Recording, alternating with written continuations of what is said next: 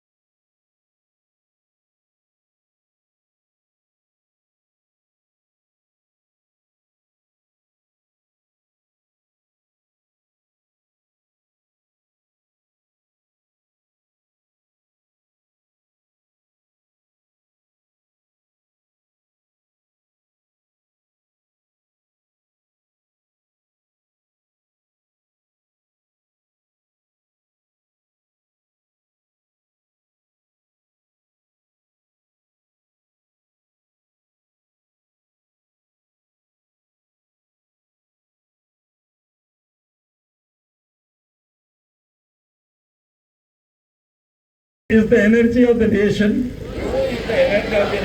and the power of youth has an important contribution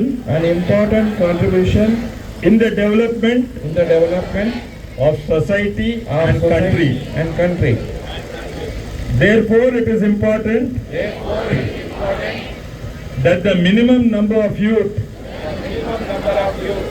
join drug free India. Accepting the challenge of the country, today we unite under Nasha Mukt Bharat Abhiyan and take the pledge that not only the community, family, friends, but also ourselves will be free of drugs. Because the change to start with ourselves. So let us all together take a firm decision to make our district Vikarabad free of drugs. I pledge that I will do anything possible to the best of my ability to make my country drug free. Jai Hind.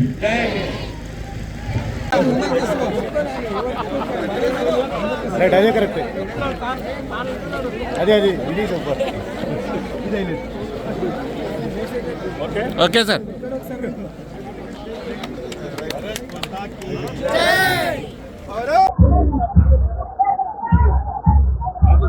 Vikarabad press మిత్రులందరికీ నమస్కారము.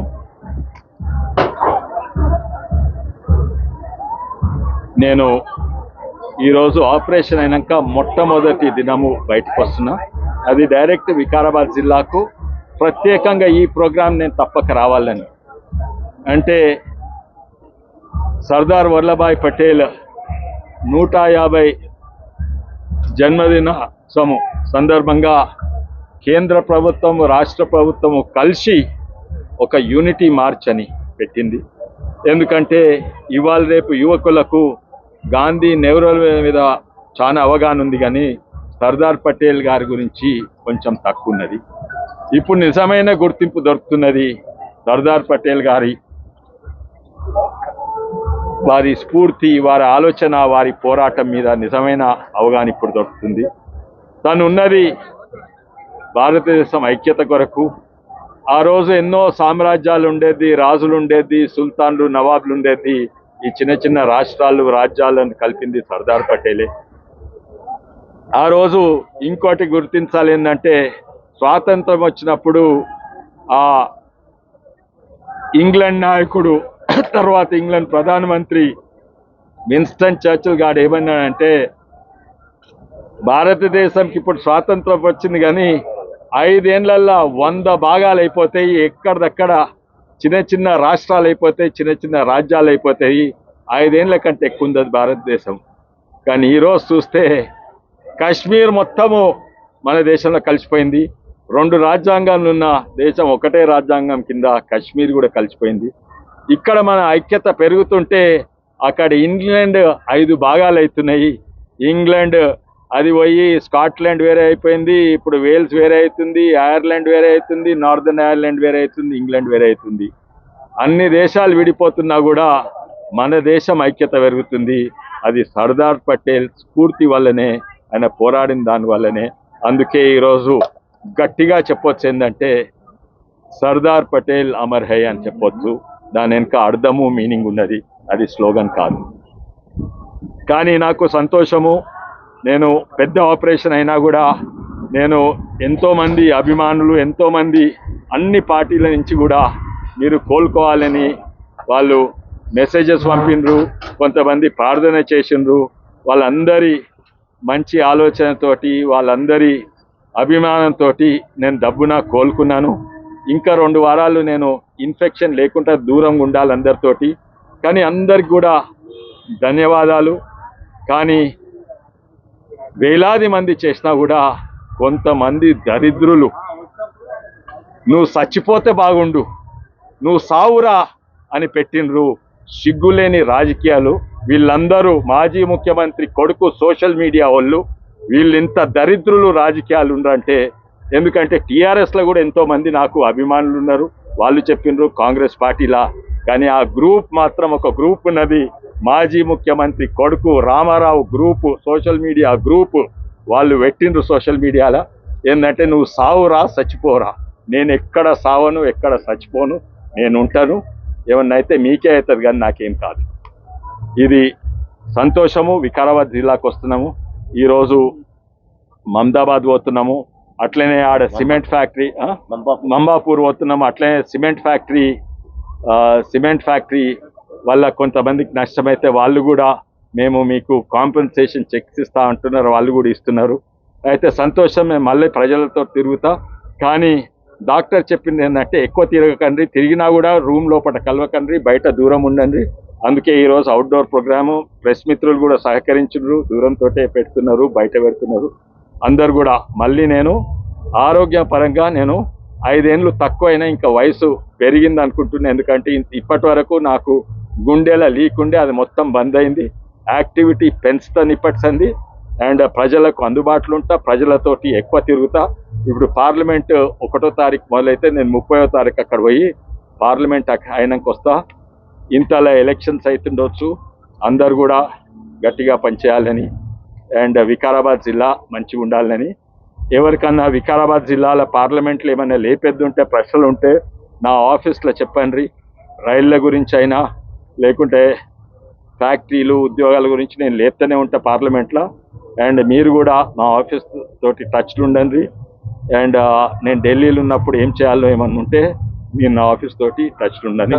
Sir, ఈ car race లో కేటీఆర్ గారిని governor విచారించాలని చెప్పి అవినీతికి పాల్పడ్డాడు KTR. Governor గారు అవినీతి ఇచ్చారు, సో విచారించాలని, దాని మీద మీ అభిప్రాయం? కొన్ని టీఆర్ఎస్ ప్రభుత్వం ఉన్నప్పుడు అది కుటుంబ పాలన, అది ఎన్నో అవినీతులు జరిగింది. లక్షలాది కోట్ల కాళేశ్వరం నుంచి చిన్న చిన్న వాటాల, కొన్నిటికి సబూట్లు స్పష్టంగా ఉంటాయి, కొన్నిటికి సబూట్లు దేని కిందనో దాచిపెడతారు, కొన్నిటికేమో వాళ్ళ సంతకం ఉండదు, ఆఫీసర్లతో సంతకం చేపిస్తారు, ఆఫీసర్లు పట్టుబడతారు కానీ వాళ్ళు పట్టుబడ్డారు. అట్లా ఎన్నో లక్షలాది కోట్లు. కానీ ఇది అన్నిట్ల చిన్న విషయంలో స్పష్టంగా సుబూతున్నాయి, సంతకాలు ఉన్నాయి. వాళ్ళ ఆఫీసర్లే చెప్తుండు, కొడుకు రామారావు, సీఎం కొడుకు, మాజీ సీఎం కొడుకు రామారావు చేసిండని ఉన్నది. అటువంటి పరిస్థితిలా తప్పనిసరిగా ఇవ్వవలసి వస్తుంది. గవర్నర్ ఎవరున్నా ఇవ్వవలసి వస్తుంది. తప్పనిసరిగా ఆయన కన్విక్ట్ అవుతాడు, తప్పనిసరిగా జైలుకు పోతాడు అని నాకు అభిప్రాయం. ఇది తప్పు జరిగింది. ఇది నేరాలల్లో అన్నిట్ల చిన్న నేరం. ఇది ఓన్లీ 60-70 కోట్ల నేరం కానీ పెద్ద వాట్లల్లో ఇన్వెస్టిగేషన్ చేయాలని రాష్ట్ర ప్రభుత్వంకు కేంద్ర ప్రభుత్వంకు నాకు విజ్ఞప్తి. పెద్ద అండ్ ముఖ్యంగా ఇది రాష్ట్ర ప్రభుత్వం చేతిలో ఉంటుంది. ఎందుకంటే దోసుకున్నది కేంద్ర ప్రభుత్వం నిధులు కాదు, దోసుకున్నది మొత్తం తెలంగాణ నిధులే. అందుకే రేవంత్ రెడ్డి గారికి, సీఎం గారికి నా విజ్ఞప్తి ఏంటంటే ఈ చిన్న దాంట్లో పట్టుకోండి కానీ పెద్ద దాంట్లో ఇన్వెస్టిగేషన్ చేయాలని నా విజ్ఞప్తి. Thank you.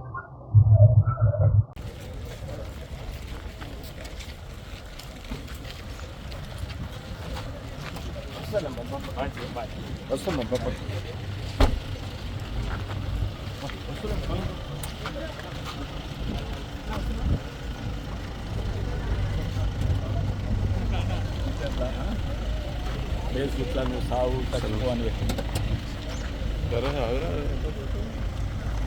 నేను గుర్తుపట్టండి.